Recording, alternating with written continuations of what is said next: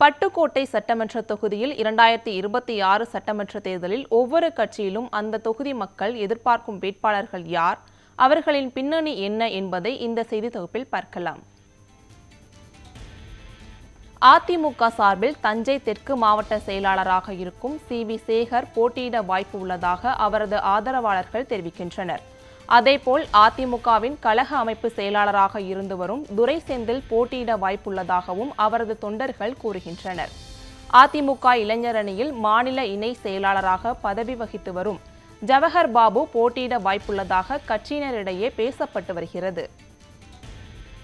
திராவிட முன்னேற்றக் கழகத்தை பொறுத்தமட்டில் தஞ்சை தெற்கு மாவட்ட விளையாட்டு மேம்பாட்டு பிரிவின் அமைப்பாளரான சூரப்பள்ளம் சோ. விஜயகுமார், திமுகவின் பட்டுக்கோட்டை வடக்கு ஒன்றிய செயலாளர் பார்த்திபன், திமுக தஞ்சை தெற்கு மாவட்ட பொறுப்பாளர் பழனிவேல் ஆகியோர் மூவரில் யாரேனும் ஒருவருக்கு வாய்ப்பு வழங்கப்படும் என கட்சி தொண்டர்கள் மத்தியில் பேசப்பட்டு வருகிறது.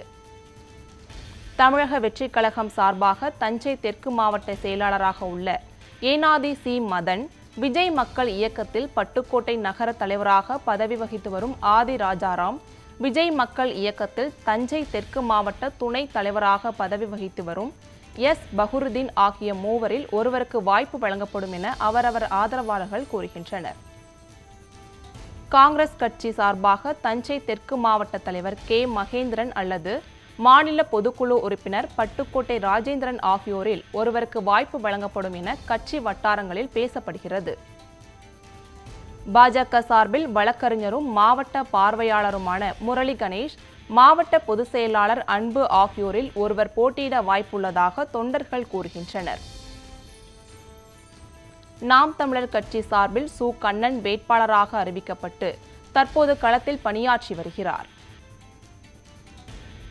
தமிழ் மாநில காங்கிரஸ் சார்பில் 3 முறை சட்டமன்ற உறுப்பினராக இருந்த என்.ஆர். ரெங்கராஜன் போட்டியிட வாய்ப்புள்ளதாக அவரது ஆதரவாளர்கள் தெரிவிக்கின்றனர்.